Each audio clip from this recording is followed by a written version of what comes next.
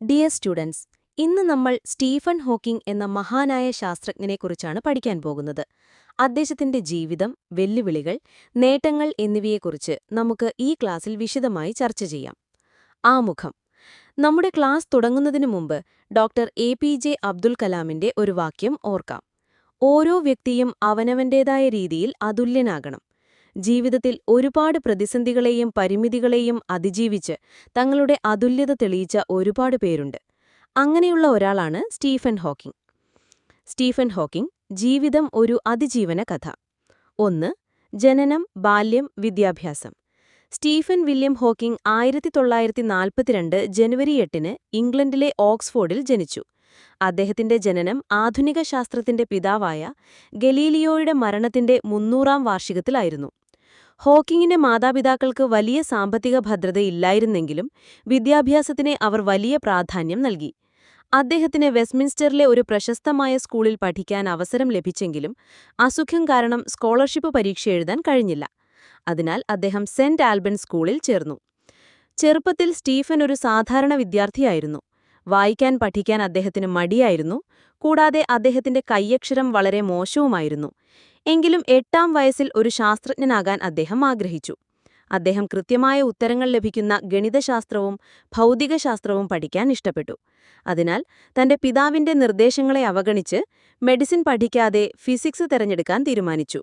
1959-ൽ 17-ാം വയസ്സിൽ അദ്ദേഹം ഓക്സ്ഫോർഡിൽ ഫിസിക്സ് പഠിക്കാൻ ചേർന്നു. അസുഖവും അതിജീവനവും. ഓക്സ്ഫോർഡിൽ പഠിക്കുമ്പോൾ ഒരു വർഷം മുഴുവൻ അദ്ദേഹം ഏകാംഗിയും വിരസനുമായിരുന്നു. എന്നാൽ പിന്നീട് അദ്ദേഹം സുഹൃത്തുക്കളോടൊപ്പം ചേർന്ന് ജീവിതം ആസ്വദിച്ചു. 3-ാം വർഷത്തിൽ അദ്ദേഹത്തിന് കൈകാലുകൾക്ക് ബലക്കുറവ് അനുഭവപ്പെട്ടു.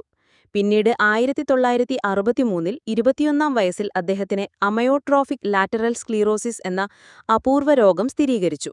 ഈ രോഗത്തിന് ചികിത്സയില്ലായിരുന്നു. ഇത് സുഷുമ്നാനാഡിയിലെയും തലച്ചോറിലെയും നാഡീകോശങ്ങളെ ക്രമേണ നശിപ്പിച്ചു. അദ്ദേഹത്തിന് 2 വർഷം മാത്രമേ ആയുസുള്ളൂ എന്ന് ഡോക്ടർമാർ പറഞ്ഞു. എന്നാൽ ഈ രോഗം അദ്ദേഹത്തിന്റെ പോരാട്ടവീര്യത്തെ തളർത്തിയില്ല. ആശുപത്രി വിട്ട ശേഷം തന്റെ ജീവിതത്തിൽ ചെയ്യേണ്ട ഒരുപാട് കാര്യങ്ങളുണ്ട് എന്ന് അദ്ദേഹം തിരിച്ചറിഞ്ഞു. രോഗം സ്ഥിരീകരിച്ച കുറച്ചുകാലം കഴിഞ്ഞപ്പോൾ സെന്റ് ആൽബൻസിലെ ഒരു പുതുവത്സര പാർട്ടിയിൽ വെച്ച് അദ്ദേഹം ജെയിൻ വൈൽഡ് എന്ന പെൺകുട്ടിയെ പരിചയപ്പെട്ടു. ജെയിൻ ഒരു സാധാരണ പെൺകുട്ടിയായിരുന്നില്ല. പ്രതികൂല സാഹചര്യങ്ങളിൽ നിന്ന് നന്മ വരാൻ സാധ്യതയുണ്ട് എന്ന് വിശ്വസിച്ചിരുന്ന ശക്തമായ ദൈവവിശ്വാസമുണ്ടായിരുന്ന ഒരാളായിരുന്നു അവർ. ജെയിനിന്റെ ശുഭാപ്തിവിശ്വാസം ഹോക്കിങ്ങിനെ സ്വാധീനിച്ചു. ഒപ്പം അവർക്ക് ഒരുമിച്ച് എന്തെങ്കിലും ചെയ്യാനാകും എന്ന് അവർക്ക് തോന്നി. അങ്ങനെ 1965-ൽ അവർ വിവാഹിതരായി. ഒരു ശാസ്ത്രജ്ഞന്റെ ഉദയം. കാംബ്രിഡ്ജിൽ വെച്ച് ഹോക്കിംഗ് തന്റെ ഗണിതശാസ്ത്രപരമായ കുറവുകൾ മറികടന്ന് ജനറൽ റിലേറ്റിവിറ്റി എന്ന വിഷയം പഠിച്ചു. മറ്റു യുവഗവേഷകർ ബഹുമാനപൂർവ്വം നിശബ്ദരായി നിന്നപ്പോൾ ഹോക്കിംഗ് ധൈര്യപൂർവ്വം അപ്രതീക്ഷിതവും ഗഹനവുമായ ചോദ്യങ്ങൾ ചോദിച്ചു. ഇദ്ദേഹത്തിന്റെ ഈ കഴിവ് അദ്ദേഹത്തിന് പ്രതിഭ എന്നും മറ്റൊരു ഐൻസ്റ്റീൻ എന്നുള്ള പേരുകൾ നേടിക്കൊടുത്തു.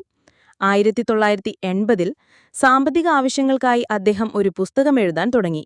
പ്രപഞ്ചത്തെയും പ്രപഞ്ച സിദ്ധാന്തങ്ങളെയും കുറിച്ചുള്ള ചോദ്യങ്ങൾക്ക് ഉത്തരം തേടുകയായിരുന്നു ഈ പുസ്തകത്തിന്റെ ലക്ഷ്യം. 1984-ൽ അദ്ദേഹം പുസ്തകത്തിന്റെ ആദ്യ ഡ്രാഫ്റ്റ് പൂർത്തിയാക്കി. നിർഭാഗ്യവശാൽ പുസ്തകത്തിന്റെ പുനരവലോകനം നടക്കുന്നതിനിടയിൽ അദ്ദേഹത്തിന് ന്യൂമോണിയ ബാധിക്കുകയും ശ്വാസകോശത്തിൽ ഒരു ട്രാക്കിയോട്ടമി ഓപ്പറേഷൻ നടത്തുകയും ചെയ്തു. ഈ ഓപ്പറേഷനിലൂടെ അദ്ദേഹത്തിന് സംസാരിക്കാനുള്ള കഴിവ് നഷ്ടപ്പെട്ടു. എന്നാൽ കാലിഫോർണിയയിലെ ഒരു കമ്പ്യൂട്ടർ വിദഗ്ധനായ വാൾട്ട് വോൾട്ടോസ് വികസിപ്പിച്ച ദ ഈക്വലൈസർ എന്ന ഒരു പ്രോഗ്രാം അദ്ദേഹത്തിന് ലഭിച്ചു. ഇത് ഹോക്കിങ്ങിന് സ്ക്രീനിൽ നിന്ന് വാക്കുകൾ തിരഞ്ഞെടുക്കാൻ അവസരം നൽകി. അങ്ങനെ അദ്ദേഹം തന്റെ പുസ്തകം പൂർത്തിയാക്കി. 1988-ൽ അദ്ദേഹത്തിന്റെ പുസ്തകമായ a brief history of time പ്രസിദ്ധീകരിച്ചു. ഹോക്കിങ്ങിന്റെ ജീവിതവീക്ഷണം. അദ്ദേഹം തന്റെ വൈകല്യങ്ങളെ അവഗണിച്ചു. അദ്ദേഹത്തെ കാണുമ്പോൾ ആളുകൾക്ക് സഹതാപവും ഞെട്ടലും തോന്നുമെങ്കിലും അദ്ദേഹം തന്റെ ശാരീരിക ബുദ്ധിമുട്ടുകളെക്കുറിച്ച് ചിന്തിക്കാറില്ല. അദ്ദേഹത്തിന്റെ രോഗം ഒരു അത്ഭുതമായിട്ടാണ് അദ്ദേഹം കണ്ടിരുന്നത്. അദ്ദേഹം സാധാരണ ഒരു മനുഷ്യനെപ്പോലെ ചിരിക്കുകയും തമാശകൾ പറയുകയും ചെയ്തു. ഉപസംഹാരം.